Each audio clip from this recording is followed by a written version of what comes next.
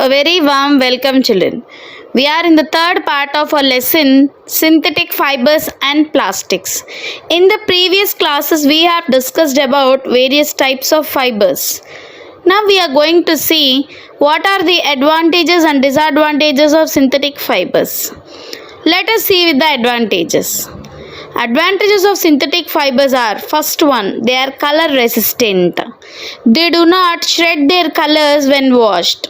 They do not shrink when washed for more times. They are easily available and easy to maintain. They are easy to wash and dry.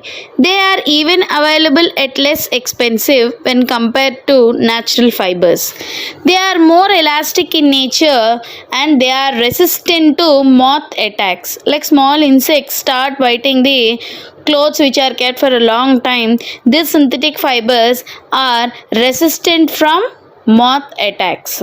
They are even stronger when compared to natural fibers. They are tough and durable for a long time.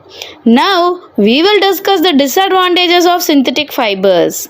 The first and the important disadvantage of synthetic fibers are they cannot absorb moisture as are natural fibers. Hence, they're not good for summers when we are sweating more. They just fire catch easily or they are fire catching and they should not be worn when we are using them near to the fire or in the laboratories where there is a chance to get fire. They are even difficult to iron as they start melting because when we heat.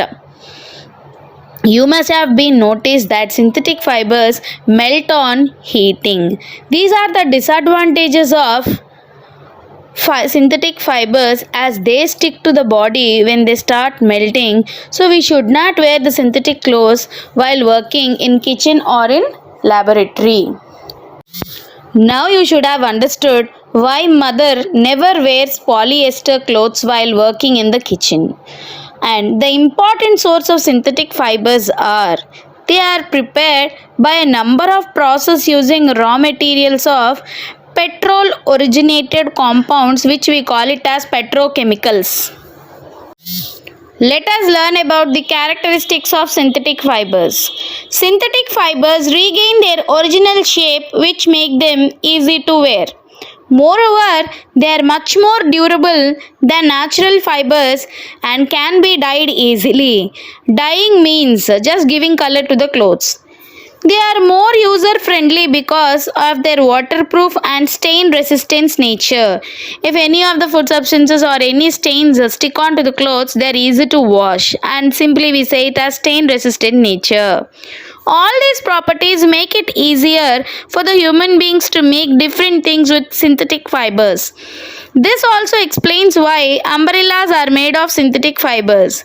Acrylic fibers being resistant to toxic substances can be used to make protective gloves. Apart from resistance to toxic substances, they appear as attractive as silk and much more cheaper. That is, they are easily available or inexpensive. Polyethylene terephthalate, commonly known as PET, is used for making bottles, utensils, wares, and many other useful products. In spite of many advantages, synthetic fibers also have few disadvantages. One, they are non-biodegradable waste. Synthetic fibers are not easily degradable and not eco-friendly. They even burn more rapidly than natural fibers like cotton. They are prone to heat and damage, melt easily. They cannot be washed by hand directly.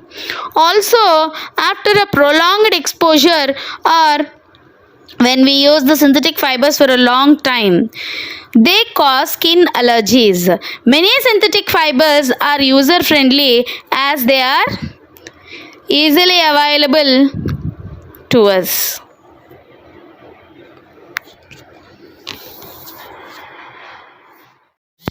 Let us compare natural fibers and synthetic fibers taking few as examples. polyester, polycotton and cotton. Cotton is a natural fiber, whereas polycotton is a blended fiber made from synthetic fiber and natural fiber, and polyester is a synthetic fiber. Polyester is durable, whereas polycotton is non-shrinkable and cotton is soft and strong.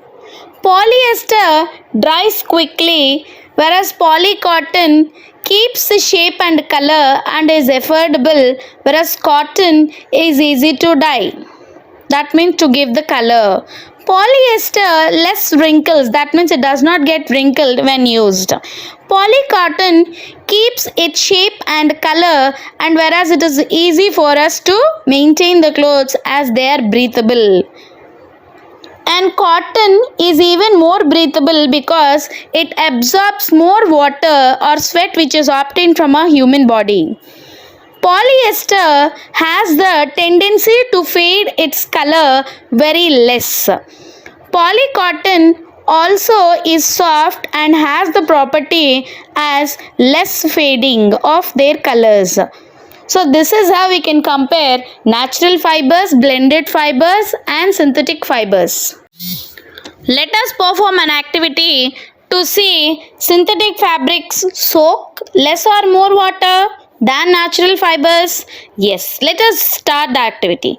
Take two cloth pieces, one made up of cotton, the other made up of any synthetic fiber which is available to you. Maybe nylon, rayon, polyester, whatever it may be. And now take the help of your parents in doing this activity. Soak the pieces in different mugs, each containing same amount of water. Take the pieces out of the container after 5 minutes of their soaking. Spread them under the sun for few minutes. Compare the volume of the water remaining in each container. What do you observe? Yes, till now we have seen all the properties what we saw. They can dry up quickly, they are more durable, less expensive. For synthetic fibers, they do not wrinkle. The exact opposite happens to the natural fibers.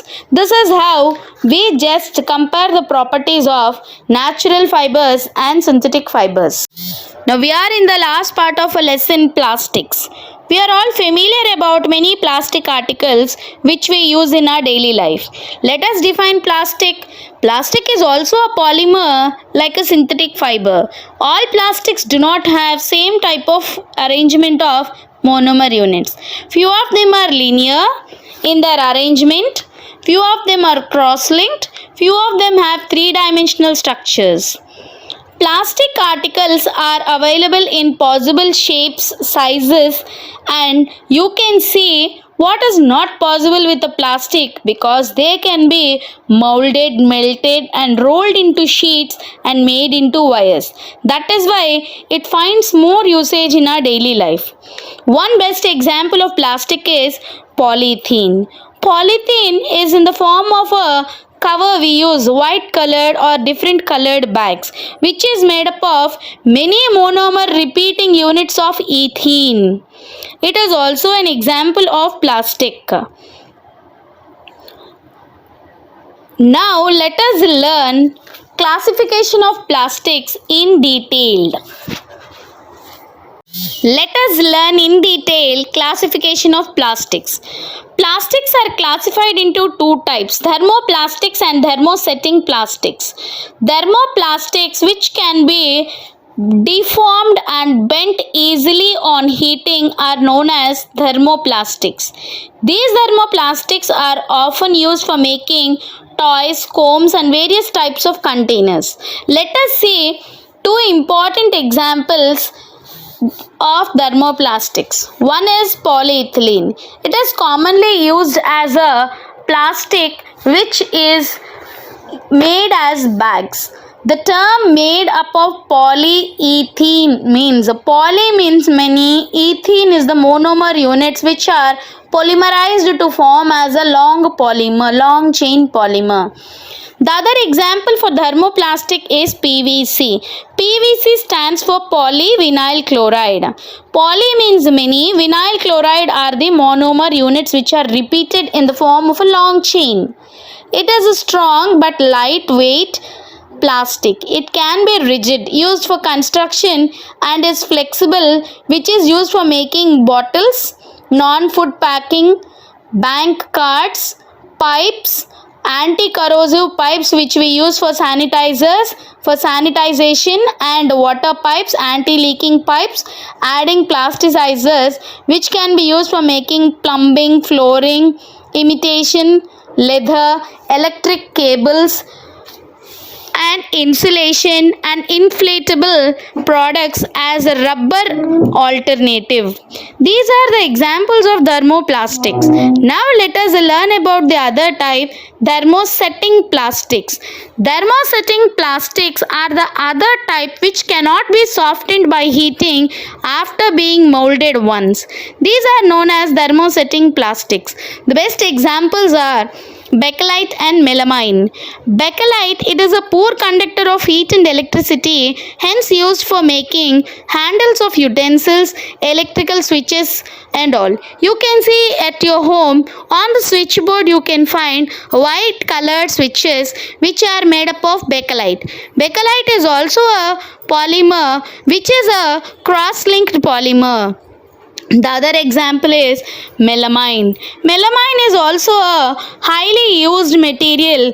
It is versatile in nature, which is fire resistant and can tolerate heat better than other types of plastics. Hence it is used for making floor tiles, fabrics that are resistant from fire, and kitchenware. So this is about classification of plastics. Plastics as materials of choice.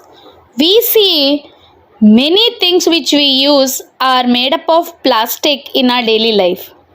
We think of storing a food item, water, milk, pickles, dry fruits, dry food, etc. Plastic containers seem more convenient. This is because of their light weight, lower price, good strength and easy handling. Being lighter as compared to metals, plastics are used in cars, aircraft, spacecrafts too.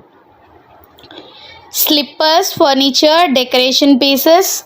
You can see CDs, calculators, pens, syringes and medical covers. Refrigerant use containers, forks, spoons, all are made up of plastics. Let us discuss the characteristics, properties of plastics. Plastic is non-reactive because when you take iron, it gets rusted when it is left in the moist atmosphere. But plastics do not react with water and air. So, they are not corroded easily. They are used to store various kinds of materials including many chemicals. The second property, plastic is light, strong and durable. You can see buckets in your home which have been used for more than 20 years. Plastic mugs, buckets and all.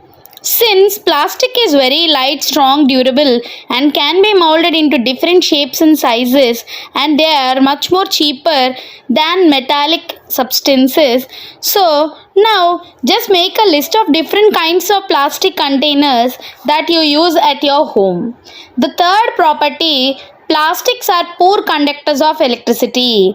As we all know, electric wires have plastic coverings and handles of screwdrivers are made up of plastic because they just keep the passing of electricity away.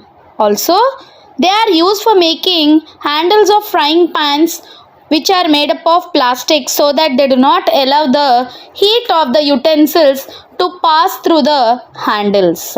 Now, plastics and the environment.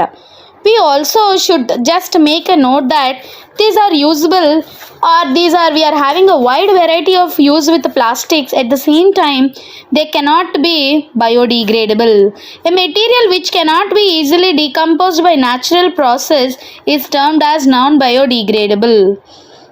How do we dispose our plastic materials at home? So this is how we have to make a note which can be reusable and refusable, recycle, reduce. That means we have to reduce the usage of plastic bags.